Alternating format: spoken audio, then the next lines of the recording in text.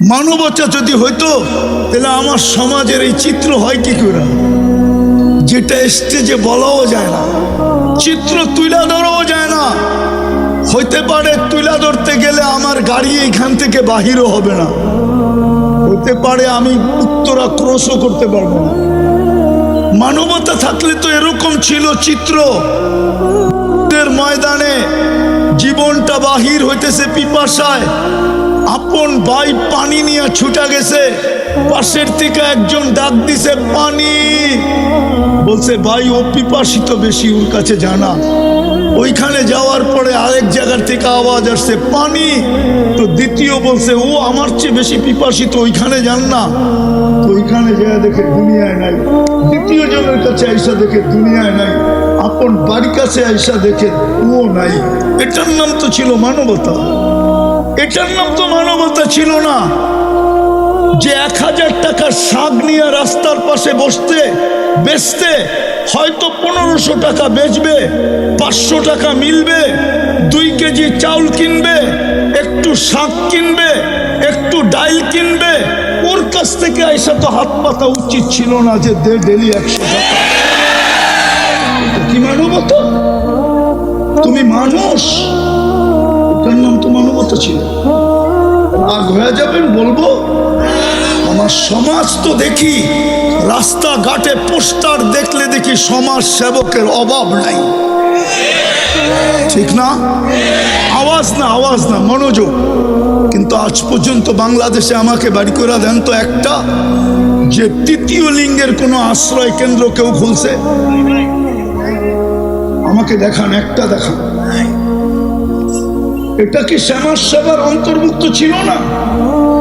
যে তৃতীয় লিঙ্গের মানুষগুলা রাস্তায় রাস্তায় ঘুরবে আর মানুষকে বিরক্ত করবে আর হাত পাতবে আর বাসা বাড়িতে উঠে চিল্লা চিল্লি করবে, আর যুবকরা ওদেরকে নিয়ে মজা নিবে। যুবকরা তো ওদেরকে নিয়ে মজা নেয়, রাতের অন্ধকারে তো একদল মানুষ ওদেরকে নিয়ে মজা নেয়। উচিত তো ছিল আমার সমাজের বিত্তশালীদের, সমাজ সেবকদের উচিত ছিল বৃদ্ধাশ্রম যখন খুলতে পারছো, তৃতীয় লিঙ্গের জন্য একটা আশ্রম খোলো, 10 জনকে নিয়ে যাও আর বলো এইখানে থাকবি, 2টা কাপড় পরবি, 2 বেলা খাবি আর আল্লাহ আল্লাহ করবি। তুই রাস্তায় ঘুরা ঘুরা নিজের ইজ্জত বিলীন করার প্রয়োজন নাই। তাইলে তো বুঝতাম আপনি সমাজ সেবক। রাগ হয় না, বুঝানোর জন্য বলতেছি। সৃষ্টির ভিতরে শ্রেষ্ঠত্ব দিল, মানবতা কোথায়? আল্লাহ তো দাম দিবে মানুষকে। আপনি কালকে এই চেহারা নিয়ে দাঁড়াবেন কি করে বলেন? সৃষ্টির ভিতরে আমাকে মানুষ হিসাবে শ্রেষ্ঠত্ব দিলেন, বলেন আপনার আমার ভিতরে মানবতা কতটুকু? আল্লাহ তো মানুষকে মূল্যায়ন করবেন, জানোয়ারকে তো করবেন না। আপনি বলবেন আমি তো মানুষ হিসাবেই মরব, কিন্তু কোরআন তো বলে না। কোরআন তো বলে মানুষ হিসাবে জন্ম নিলেই মানুষ হয় না। যদি হইতো তাহলে হাতের বানানোটাকে কেন আল্লাহ জানোয়ার বলতেন? মানুষকে তো হাত দিয়ে তৈরি করছেন, সমগ্র সৃষ্টিকে তো আল্লাহ তৈরি করছেন 2 অক্ষর দিয়া। মানুষকে তো তৈরি করছেন কুদরতি হাত দিয়া। সমগ্র সৃষ্টিকে তো তড়িঘড়ি কমপ্লিট করছেন 6 দিনে। আপনাকে আমাকে তো কমপ্লিট করলেন 10 মাসে। আপনাকে কেন জানোয়ার বলবে? আরো 2-4টা দেখাবো। সৃষ্টির ভিতরে সবচেয়ে সৌন্দর্য দিল আপনাকে, পুরা ভান্ডারটা যেন সৌন্দর্যে লাগায় দিল আপনার উপরে, ওটাকে জানোয়ার বলবেন কেন? 4 কসম খায়া ঘোষণা দিলেন সৃষ্টির ভিতরে সবচেয়ে সুন্দর গঠন তোর। 3 ওয়াসাইতুন ওয়া তুরে সিনিন ওয়া হাদাল বালাদিল আমিন। 4 কসম খাওয়ার পরে বললেন সবচেয়ে সুন্দর গঠন তোর। ওই গঠনের জিনিসটাকে কেন আল্লাহ জানোয়ার বলবেন? জানোয়ার। আরেকটা বলবো, সাজাইতে সাজাইতে, যার শব্দটা যদিও আল্লাহর জন্য শোভনীয় না, কিন্তু আমি বুঝানোর জন্য বলতেছি, সাজাইতে সাজাইতে সাজাইতে সাজাইতে ঘোষণা দিলেন ইন্নী লাকা মুহিব্বা, আই লাভ ইউ। যে মানুষের প্রেমে পড়ে গেলেন, ভালোবাসায় পড়ে গেলেন, ওই মানুষটাকে জানোয়ার বলবেন কেন? বোঝা গেল মানুষ মানুষ হইলেই মানুষ হয় না। বিদায় আপনি আর আমি যে সৃষ্টির সেরা হইলাম, মানুষ রূপে মানবতা কতটুকু। সৃষ্টির ভিতরে আমাকে মানুষ হিসাবে শ্রেষ্ঠত্ব দিল, মানব জাতির ভিতরে আমাকে উম্মতে মুহাম্মদী হিসাবে শ্রেষ্ঠত্ব দিলেন। শুধু শ্রেষ্ঠত্ব দিলেন না, আবার শ্রেষ্ঠত্বের প্রমাণও দিলেন। প্রমাণ স্বরূপ আমি বলতেছিলাম মুহাম্মদুর রাসূলুল্লাহ সর্বপ্রথম প্রমাণ। আপনি মুহাম্মদুর রাসূলুল্লাহ পাইছেন। যদি মুহাম্মদুর রাসূলুল্লাহ প্রমাণ না হইতো, তাহলে আমি কিতাব থেকে একটা প্রমাণ দিতেছি। যদি মুহাম্মদুর রাসূলুল্লাহ সাল্লাল্লাহু আলাইহি ওয়াসাল্লাম আমার কথার প্রমাণ না হইতো, তাহলে আমি কিতাব থেকে একটা প্রমাণ দিতেছি। বাদায়া নেহায়া লেখা আছে, ওইখানে লেখা না থাকলে আমি বলতাম না যে দানিয়াল আলাইহিস সালাম শুধু এই উম্মতের হাতের মাধ্যমে কাফন দাফন পাওয়ার জন্য 2500 বৎসর অপেক্ষা করতেন। মৃত্যুর পরে ওনার দোয়া ছিল, আল্লাহ মৃত্যুর পরে যেন আমাকে সুরক্ষিত রাখা হয়। উম্মতে মুহাম্মাদি যেদিন আসবে, এদের হাতের মাধ্যমে যেন আমাকে কাফন দাফন করা হয়। কেননা আমি এই ফজিলতটুকু পাইতে চাই। কেননা উম্মতের মুহাম্মদের ফজিলত, মুহাম্মদুর রাসূলুল্লাহর উম্মতের ফজিলত যতটুকু আমি জানছি, আপনি আমাকে জানাইছেন, বিদায় আমার মন বলে আমি ওদের হাতের ছোঁয়া চাই। কোরআন ওই কথা সাক্ষী দেয়, মাসালুহুম ফিত তাওরাত ওয়া মাসালুহুম ফিল ইনজিল। আমাদের প্রশংসায় তৌরাত ভরা ছিল, ইনজিল ভরা ছিল, জবুর ভরা ছিল। আসমানি কোনো কিতাব নাই যেটার ভিতরে আমাদের আলোচনা না ছিল। কোনো নবী রসুল এরকম আসেন নাই যাদের মুখে আমাদের আলোচনা না ছিল। আদম আলাইহিস সালাম থেকে নিয়ে ঈসা আলাইহিস সালাম পর্যন্ত আমাদের আলোচনাই আলোচনা ছিল। যদি আমাদের আলোচনা না থাকবে, তো ঈসা আলাইহিস সালাম কেন দোয়া করলেন যে আল্লাহ আমাকে উম্মতে মুহাম্মদী বানায় পাঠায়েন? আল্লাহ কেন কবুল করলেন? উনি কেন আসবেন? উনি দাজ্জালকে করবেন, কিন্তু যেদিন আসবেন উনি ইমামতি তো করবেন না। ইমামতি তো করবেন মাহদী আলাইহিস সালাম। ইমামতি করার অধিকার আমার নাই, এখন পর্যন্ত নাই, যতক্ষণ আপনি বেঁচে আছেন। কেন আপনি উম্মতের ইমাম, আমি উম্মতের একজন ব্যক্তি। আপনার পরে যখন ইমামতি আমার কাছে আসবে, তখন আমি ইমামতি করব, কিন্তু আজকে তো আপনি ইমাম। তো শ্রেষ্ঠত্বের প্রমাণ হলো মুহাম্মদুর রাসূলুল্লাহ। খোলার সময় আমার কাছে নাই, নইলে এটাকে অনেক খোলা যায়। দ্বিতীয় প্রমাণ হলো কোরআন, কালামুল্লাহ। কোরআন না কালামুল্লাহ, আল্লাহ নিজের কালাম দিয়া দিছেন, নিজের কালাম আমাদেরকে দিয়া দিছেন। কিন্তু আফসোস, আমার জাতি 90 জন কোরআন পড়তে জানে না, নারী পুরুষ। জানি না উত্তরের মানুষ রাগ হয়ে গেল কিনা, একমত আপনারা? 90 জন কোরআন পড়তে জানে না। পড়তে না জানে আমার কোনো আপত্তি ছিল না, কিন্তু আফসোসের বিষয় তো এইখানে, যদি ঘরে ঢুকার সাথে সাথে কোরআনটা চোখের সামনে পড়তো, তাইলেও হয়তো মনটাকে বুঝাইতে পারতাম যে ঘরে ঢুকার সাথে সাথেই কোরআনটা চোখের সামনে পড়ে। কিন্তু সমস্ত মুসলমানের ঘরে তো ঢুকার সাথে সাথে টেলিভিশনটা চোখের সামনে পড়ে। কোরআনটা তো চোখের সামনে আনতে হলে বড় আলমারি খুঁজা আনতে হয়। রাগ হয় না, পায়ে হাত রাখে। টেলিভিশনটা তো সামনে পড়ে, চোখের সামনে। কোরআনটা তো চোখের সামনে পড়ে না। ঘরে ঢুকার সাথে সাথে কোরআনটা চোখের সামনে পড়ে না। উচিত ছিল ঘরে ঢুকার সাথে সাথে যেন কোরআনটা সামনে পড়ে, এমন জায়গায় কোরআনটাকে রাখা উচিত ছিল। কমসে কম কোরআন দেখা হইল কোরআনের কিছু না কিছু মহত্ব, গুরুত্ব, বরত্ব, সম্মান, এটার ছোঁয়া হইল আমার দিলে লাগতো। কিন্তু আফসোস, টেলিভিশনটা চোখে পড়ে ঘরে ঢুকার সাথে সাথে, বেডরুমে ঢুকার সাথে সাথে টেলিভিশনটা চোখে পড়ে, কোরআনটা পড়ে। রাগ হয় না। আরেকটা বলবো, কোরআন 90% কোরআন পড়তে জানে না, কিন্তু কোনো আপত্তি ছিল না যদি ডেলি কোরআনটাকে নিয়ে একবার চুমা দিত। শুধু চুমা দিয়া বলতো, বুকে লাগায়, মালিক তোর কালাম পড়তে পারি না, ভালো তো বাসতে পারি, পড়তে তো পারি না, ভালো তো বাসতে পারি,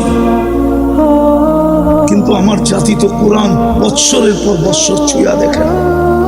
এই মজমায় পাওয়া যাবে কবে কোরআন ছুঁয়া দেখছে বলতে পারবে না, নাই এই মজমায় কেউ।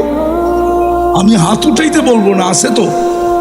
হ্যাঁ, যুবকরাও বলতে পারবে না ওরা কবে কোরআন হাত লাগায় দেখছে, ছুঁয়া দেখছে, বলতে পারবে না।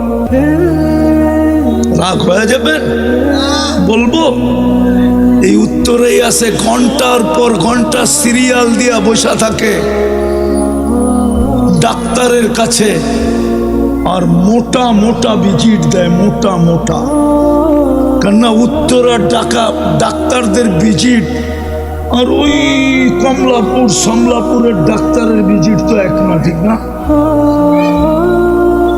তো লম্বা লম্বা ভিজিটও দেয়, 4, 5 ঘন্টা বসেও থাকে, কিন্তু একজনও হবে না এখানে যে কোরআনটাকে চাইপা নিয়া বলছে, মালিক শুনছি কোরআনের ভিতরে শেফা রাখা আছে, তুই কোরআন নাকি শেফা হিসাবে নাজেল করছিস, ও মালিক আমার শেফার দরকার, তোমার কালাম শেফা দিয়া করবে তো করবে কি, আমার শেফার দরকার। আমি বুকে চেপা ধরলাম, ওই পর্যন্ত ছাড়বো না যতক্ষণ পর্যন্ত তোমার কোরআনের শেফা আমার ভিতরে না যাবে। বলেন এখানে কেউ আজ পর্যন্ত বুকে চেপা ধরছে? আমারটা অযৌক্তিক হইলে বলেন আপনার জুতা আমার গাল, যদি অযৌক্তিক হয়। কোরআনকে তো চেপা ধরে না। কসম আপনি চাইপা মাস ভর চাইপা ধরেন, দের হায় আন্দের নিহি হ্যায়, এটাই সত্য প্রবাদ বাক্য। 2 দিন দেরি হইতে পারে কিন্তু অন্ধকার হবে না। 10 দিন চাইপা ধরে দেখেন না, 20 দিন দেখেন না, 30 দিন দেখেন না, একদিন না একদিন কোরআনের শেফা আপনার বুক ফাইরা আপনার ভিতরে ডুববেই ডুববে, ডুববেই ডুববে, ডুববেই ডুববে। আর কোরআনের সত্য, নাযিলু মিনাল কোরআনি মা হুয়া শিফা। আল্লাহ বলে এটা তো শেফার জন্য। এই জন্যই তো কোনো আল্লাহওয়ালা লিখছিলেন, इलाज अगर हो सके कुरान और हदीस से, इलाज अगर हो सके कुरान और दुआ से, परहेज करो दवा से। যদি তুমি চিকিৎসা নিতে পারো কোরআন দ্বারা, কোরআনের কাছ থেকে যদি তুমি চিকিৎসা যদি তুমি আদায় করে নিতে পারো, আল্লাহর রসুলের দোয়ার থেকে যদি তুমি শেফা আদায় করে নিতে পারো, তাহলে দাওয়ার কাছে যাও না। একটা গবেষণা আপনাদেরকে শুনাইতেছি, আমি একটা গবেষণা শুনাইতেছি, জানি না আপনারা একমত হবেন কিনা। শোনাবো? হ্যাঁ, মুসলিম দুনিয়ায় বলেন তো বাংলাদেশে কয়টা মানসিক রোগীর হাসপাতাল? সবচেয়ে বড় হাসপাতাল কয়টা বাংলাদেশে? কয়টা? আরে বলেন না কয়টা? কয়টা? কয়শো কোটি মানুষ? কত কোটি মানুষ বাংলাদেশে? 18 কোটি মানুষের জন্য একটা পাগল হাসপাতাল, ঠিক না? হ্যাঁ, এখানে জানি না গ্রিন কার্ড হোল্ডার আছে কিনা। আছে কেউ গ্রিন কার্ড হোল্ডার? আমেরিকান কেউ নাই? ইউরোপেরও কেউ নাই? গেছে এরকম কেউ আছে? আমেরিকাতে যায় দেখেন প্রত্যেকটা শহরে কয়টা করে হাসপাতাল, মেন্টালিটি হাসপাতাল কয়টা? আমি প্রথম যখন অস্ট্রেলিয়া গেছি, প্রথম 2016-তে গেছি প্রথম, তারপরও গেছি অনেকবার, টানা গেছি 3-4 বছর। যাইতে হইতেছিল তাবলিগি কাজের কারণে। আমি যখন এয়ারপোর্ট থেকে বাহির হয়ে আমি জিজ্ঞাসা করছি যে তোমাদের এখানে মানসিক রোগীর হার কত? আপনি ফার্স্ট টাইম আসলেন, এটা জিজ্ঞাসা করলেন কেন? আমি বললাম আমি নামার পরে লোকগুলার অবস্থা দেখা আমার মনে হলো যদি আমার পড়া ভুল না হয়ে থাকে, এলমে কেহাফা যদি ভুল না হয়ে থাকে পড়া, তাইলে মনে হয় আমার ধারণা সঠিক হবে। আমার মনে হয় এখানে বড় পার্সেন্টেজের লোক মানসিক রোগী। তো বলতেছে 4 জনে 1 জন মানসিক রোগী। কয়জন? শতকরা 25 জন মানসিক রোগী, 25%। অস্ট্রেলিয়ায় আমরা কম কেন জানেন? সারা দুনিয়ায় মানসিক রোগী কম কেন জানেন? মুসলিম দুনিয়ায় মানসিক রোগী কম কেন জানেন? কমসে কম শুক্রবার হইল আমরা গর্দান মাসা করি, উজুর ভিতরে গর্দানে পানি লাগে, পানি।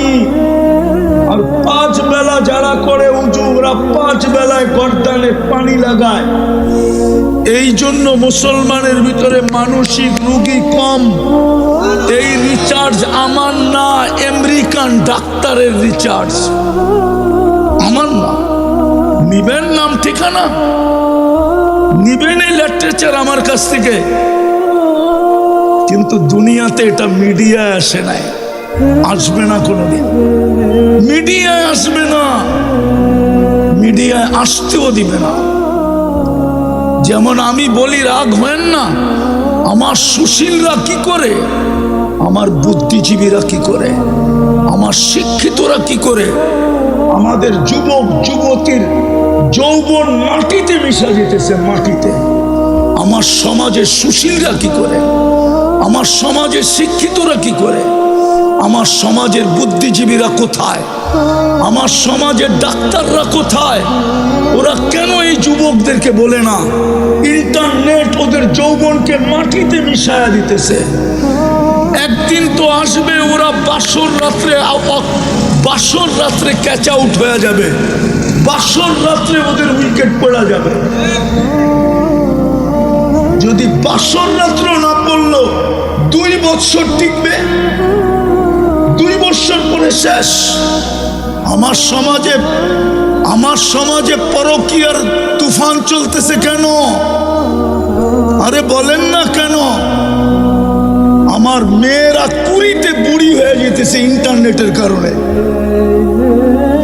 আমার যুবকদের যৌবন শেষ হয়ে যেতেছে ইন্টারনেটের কারণে।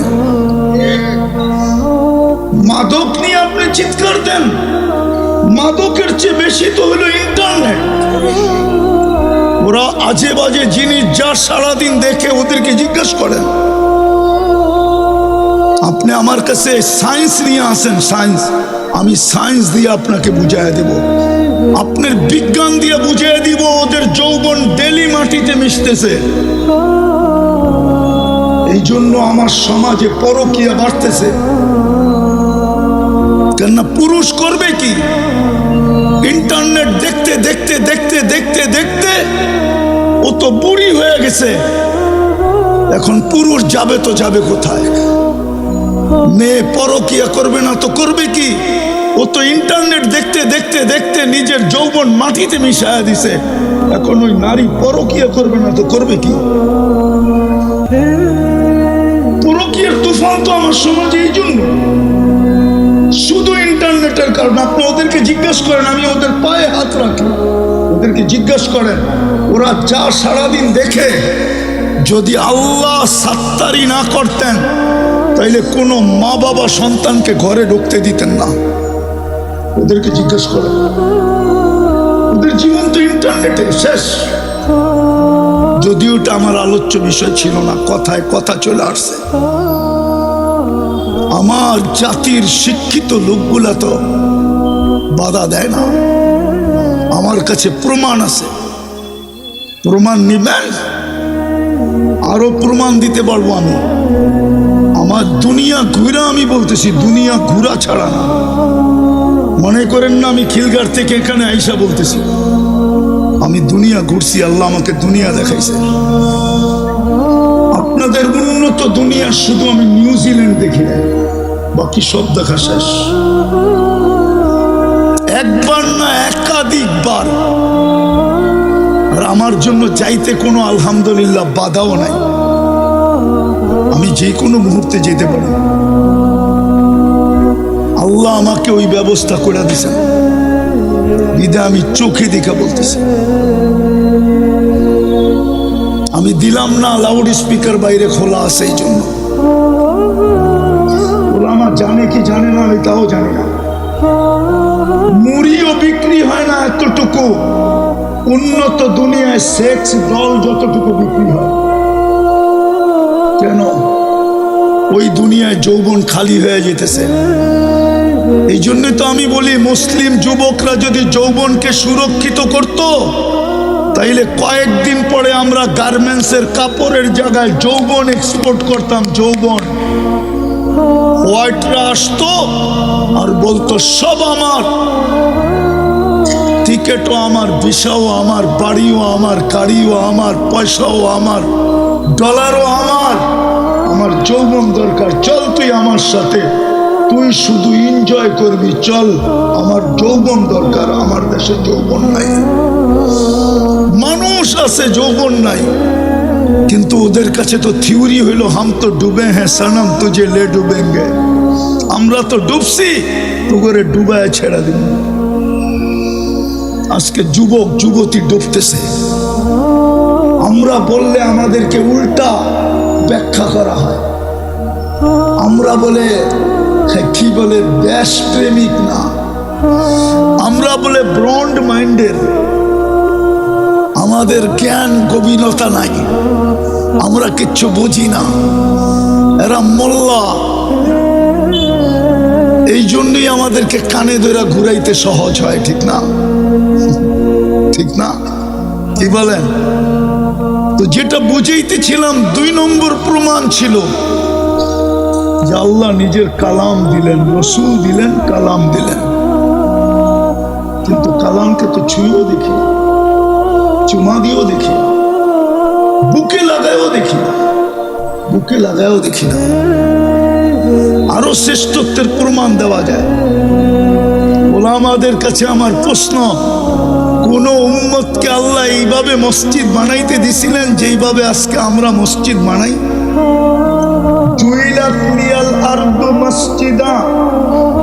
কোন উম্মতের জন্য ঘোষণা ছিল কিনা? কোন উম্মত এইভাবে যেখানে খুশি সেখানে মসজিদ বানাইতে পারত কিনা? পারত না। এটাও আমাদের শ্রেষ্ঠত্বের প্রমাণ যে আল্লাহ পুরো জমিনকে আমাদের জন্য মসজিদ বানায় দিয়েছে। সেজদা করতে দেরি, আমি তুলা নিতে দেরি করব না,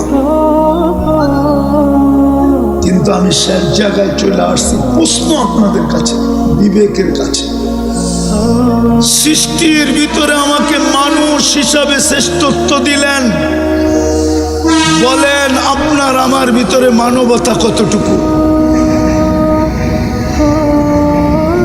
আল্লাহ তো মানুষকে মূল্যায়ন করবেন, জানোয়ারকে তো করবেন না। আপনি বলবেন আমি তো মানুষ হিসাবেই মরবো, কিন্তু কোরআন তো বলে না। কোরআন তো বলে মানুষ হিসাবে জন্ম নিলেই মানুষ হয় না। যদি হইতো তাহলে হাতের বানানোটাকে কেন আল্লাহ জানোয়ার বলতেন? মানুষকে তো হাত দিয়ে তৈরি করছে। সমগ্র সৃষ্টিকে তো আল্লাহ তৈরি করছেন 2 অক্ষর দিয়া। মানুষকে তো তৈরি করছেন কুদরতি হাত দিয়া। সমগ্র সৃষ্টিকে তো তড়িঘড়ি কমপ্লিট করছেন 6 দিনে। আপনাকে আমাকে তো কমপ্লিট করলেন 10 মাসে। আপনাকে কেন জানোয়ার বলবে? আরো 2-4টা দেখাবো। সৃষ্টির ভিতরে সবচেয়ে সৌন্দর্য দিল আপনাকে, পুরা ভান্ডারটা যেন সৌন্দর্যে লাগায়া দিল আপনার উপরে। ওটাকে জানোয়ার বলবেন কেন? 4 কসম খায়া ঘোষণা দিলেন সৃষ্টির ভিতরে সবচেয়ে সুন্দর গঠন তোর। 3 ওয়াসাইতুন ওয়া তুরে সিনিন ওয়া হাদাল বালাদিল আমিন। 4 কসম খাওয়ার পরে বললেন সবচেয়ে সুন্দর গঠন তোর। ওই গঠনের জিনিসটাকে কেন আল্লাহ জানোয়ার বলবেন? জানোয়ার।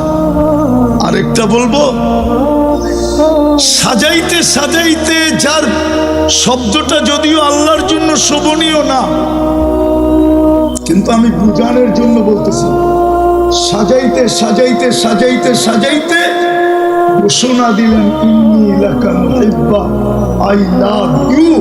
যে মানুষের প্রেমে পড়ে গেলেন, ভালোবাসায় পড়ে গেলেন, ওই মানুষটাকে জানোয়ার বলবেন কেন? বুঝা গেল মানুষ মানুষ হইলেই মানুষ হয় না। বিদায় আপনি আর আমি যে সৃষ্টির সেরা হইলাম, মানুষ রূপে মানবতা কতটুকু? আপনি বলবেন মানবতা শিখবো কোথায়? তাইলে আপনারা কেন বলেন মানবতার দূতকে? হুজুররা বলো কে?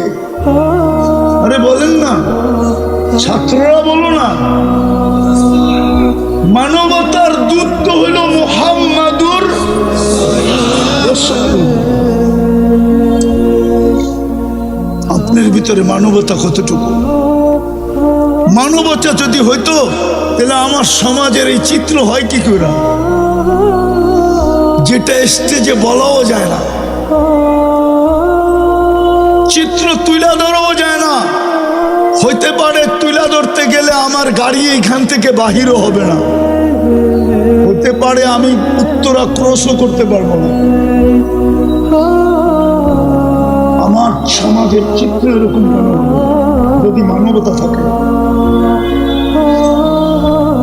মানবতা থাকলে তো এরকম ছিল চিত্র। ময়দানে জীবনটা বাহির হইতেছে পিপাসায়, আপন ভাই পানি নিয়ে ছুটা গেছে, পাশের থেকে একজন ডাক দিছে পানি। বলছে ভাই ও পিপাসিত বেশি, ওর কাছে জানা। ওইখানে যাওয়ার পরে আরেক জায়গার থেকে আওয়াজ আসছে পানি। তো দ্বিতীয় বলছে ও আমার চেয়ে বেশি পিপাসিত, ওইখানে যান না। তো ওইখানে যায় দেখে দুনিয়ায় নাই। দ্বিতীয় জনের কাছে আইসা দেখে দুনিয়ায় নাই। আপন বাড়ির কাছে আইসা দেখে ও নাই। এটার নাম তো ছিল মানবতা। এটার নাম তো মানবতা ছিল না। যে 1000 টাকার শাক নিয়ে রাস্তার পাশে বেচতে হয়তো 1500 টাকা বেচবে, 500 টাকা মিলবে, 2 কেজি চাউল কিনবে, একটু শাক কিনবে, একটু ডাইল কিনবে। ওর কাছ থেকে আইসা তো হাত পাতা উচিত ছিল না যে দে ডেলি 100 টাকা। এটা কি মানবতা? তুমি মানুষ, এটার নাম তো মানবতা ছিল। রাগ হয়ে যাবেন বলবো, আমার সমাজ তো দেখি রাস্তাঘাটে পোস্টার দেখলে দেখি সমাজ সেবকের অভাব নাই, ঠিক না? আওয়াজ না মনোযোগ। কিন্তু আজ পর্যন্ত বাংলাদেশে আমাকে বাড়ি করে দেন তো একটা, যে 3য় লিঙ্গের কোনো আশ্রয় কেন্দ্র কেউ খুলছে? আমাকে দেখান, একটা দেখান। এটা কি সমাজ সেবার অন্তর্ভুক্ত ছিল না? যে 3য় লিঙ্গের মানুষগুলা রাস্তায় রাস্তায় ঘুরবে আর মানুষকে বিরক্ত করবে আর হাত পাতবে আর বাসা বাড়িতে উঠে চিল্লা চিল্লি করবে আর যুবকরা ওদেরকে নিয়ে মজা নিবে। যুবকরা তো ওদেরকে নিয়ে মজা নেয়, রাতের অন্ধকারে তো একদল মানুষ ওদেরকে নিয়ে মজা নেয়। উচিত তো ছিল আমার সমাজের বিত্তশালীদের, সমাজ সেবকদের উচিত ছিল বৃদ্ধাশ্রম যখন খুলতে পারছো, তৃতীয় লিঙ্গের জন্য একটা আশ্রম খোলো, 10 জনকে নিয়ে যাও আর বলো এখানে থাকবি, 2টা কাপড় পরবি, 2 বেলা খাবি আর আল্লাহ আল্লাহ করবি। তুই রাস্তায় ঘুরা ঘুরা নিজের ইজ্জত বিলীন করার প্রয়োজন নেই। তাইলে তো বুঝতাম আপনি সমাজ সেবক। রাগ হয় না, বুঝানোর জন্য বলতেছে। সৃষ্টির ভিতরে শ্রেষ্ঠত্ব দিল, মানবতা কোথায়? আল্লাহ তো দাম দিবে মানুষকে। আপনি কালকে এই চেহারা নিয়ে দাঁড়াবেন কি করে বলেন? ওইখানে কোন কার্ড চলবে বলেন? শেষ উম্মতে মুহাম্মাদি বানাইলেন, উম্মতে মুহাম্মাদি বানাইলেন,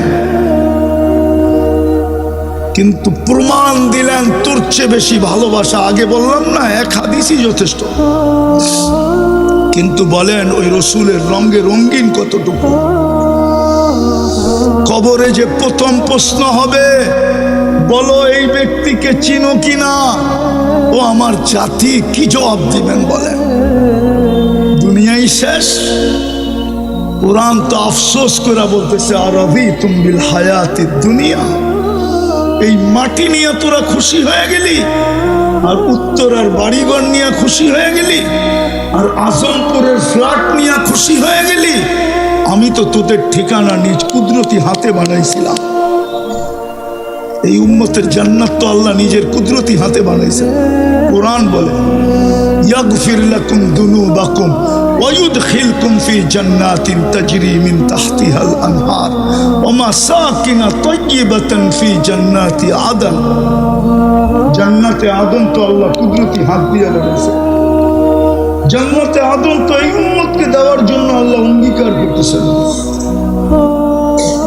বিদায় আমাদের দুরবস্থা হবে না তো কার হবে? মাত্র তো হলুদ কার্ড, 21 তারিখ থেকে হলুদ কার্ড শুরু হয়েছে। শুক্রবার প্রথম হলুদ কার্ড, শনি রবি সোম মঙ্গল বুধ 3 দিন গ্যাপ ছিল, পরে আবার বৃহস্পতিবারে হলুদ কার্ড, আবার 6 দিন গ্যাপ ছিল, গত বৃহস্পতিবারও হলুদ কার্ড, কালকেও বৃহস্পতিবার আসতেছে। আসেন তওবা করি, নাইলে হইতে পারে লাল কার্ড দেখায় দিবে, লাল কার্ড। আপনি বলবেন আল্লাহর কি আমাদের প্রয়োজন নাই? নো, আপনার আমার প্রয়োজন আল্লাহর নাই। আপনি যদি ব্র্যান্ড চেঞ্জ করতে পারেন, ফার্নিচার চেঞ্জ করতে পারেন, এমনকি পশ্চিমা কালচার আইনা আপনি যদি হায় হায় ডব্লিউ চেঞ্জ করতে পারেন, মাঝে মাঝেই ডব্লিউ বোঝেন না মনে হয়, চেঞ্জ করতে পারেন, তো আল্লাহ কি উম্মত চেঞ্জ করতে পারে না? ওলামা তো বলবে 600 কোটি কাফের, আমিও বলি কাফের, কিন্তু আমি বলি এটা রিজার্ভে রাখা আছে। যেমন বাংলাদেশের সার্কুলেশন দেওয়া সৈনিকের সংখ্যা সবাই জানে, কিন্তু রিজার্ভে কত রাখা আছে এটা কেউ জানে না। কেননা রানিং সৈনিকের থেকে রিজার্ভের সৈনিক বেশি থাকে, এটা সব দেশের নিয়ম। আল্লাহ 600 কোটি রিজার্ভে রাখছে, আর বইলা দিছে ইয়াস্তাবদিল কওমান গায়রাকুম, তোমাদেরকে লাল কার্ড দেখায়া চেঞ্জ করে দিব, আর ওদেরকে আইনা তোমাদের জায়গায় বসায়া দিব। ফালা ইয়াকুনু আমসালাকুম, তোমাদের মতো নিমক হারাম হবে না, তোমাদের মতো অকৃতজ্ঞ হবে না, তোমাদের মতো কপাল পোড়া হবে না, তোমাদের মতো হতবাগা হবে না, তোমাদের মতো নিকৃষ্ট হবে না। বিদায় আপনি মুহাম্মদুর রাসূলুল্লাহর রঙে কতটুকু রঙিন? এই জন্যই তো দুরবস্থা। চলেন আল্লাহর কাছে তওবা করি। এই উম্মতকে আল্লাহ সুযোগ দিছেন, অপেক্ষা করবেন হাত্তা ইউগারগির, কণ্ঠনালীতে রু আসার পূর্ব মুহূর্ত পর্যন্ত সারা দিন অপেক্ষা করেন যে দিনের সূর্যের আলো দেখতে পাইল, সারা রাত্র অপেক্ষা করেন সে যে সূর্য ডুবা দেখতে পারল। রাজি? তওবা করতে রাজি? রাজি? কে কে রাজি? তাইলে বলেন আল্লাহ অতীত থেকে তওবা করলাম। বলেন বলেন বলেন বলেন বলেন। নামান আসেন, কমসে কম আসেন। ওলামাদের ছত্র ছায়ায় আইসা, ওলামাদের দিক নির্দেশনায়, ওলামা আপনাদেরকে কঠিন করবে না, সহজ করবে। আমি তো এই জন্য বলি, আমার জাতি যদি একটা কাজই করত তাইলেও তো মনকে বুঝাইতে পারতাম। যখনই ঘুমাইতে যায় তখনই যদি আমার জাতি আল্লাহর কাছে মাপ চায় ঘুমাইতো, যখনই ঘুমাইতে যায়। কেন হইতে পারে ঘুমাবে আর কোনোদিন উঠবে না, সুযোগ হাতের থেকে চলে যাবে, তওবা করার আর সুযোগ হবে না, মাপ চাওয়ার আর সুযোগ হবে না। বিধায় আমি তো যুবকদের পায়ে হাত দিয়া বলি, যুবক সারাদিন কি করলা আমার বিষয় না, আমার বিষয় হলো তুমি যখন ঘুমাইতে গেলা আল্লাহর কাছে মাপ চায় ঘুমাইলা কিনা।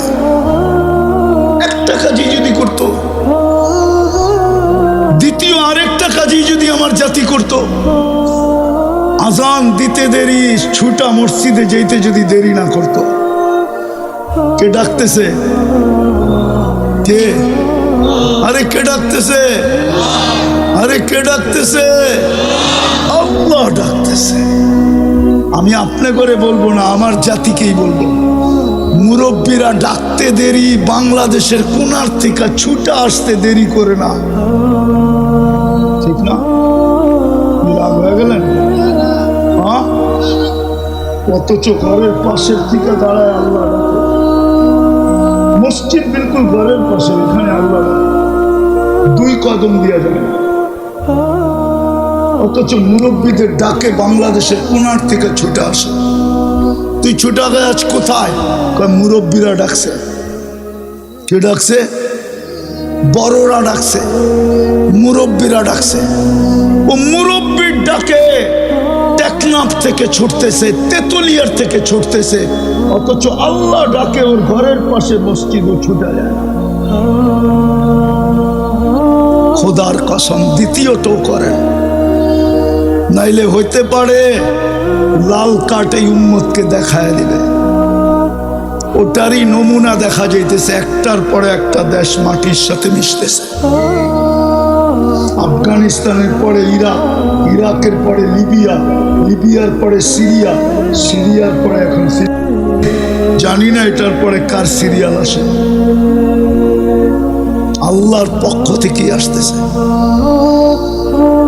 আল্লাহ তাকায় তাকায় দেখতেছে, লিউযিকাহুম বাদাল্লাযী আমিলু লাআল্লাহুম ইয়ারজিউন। এরা ইউটার্ন নেয় কিনা? ইউটার্ন নিলে হয়তো মাফ করে দিবে। পড়বেন নামাজ আজকের থেকে পাক্কা? আল্লাহ আমাদেরকে আমল করার তৌফিক দান করেন।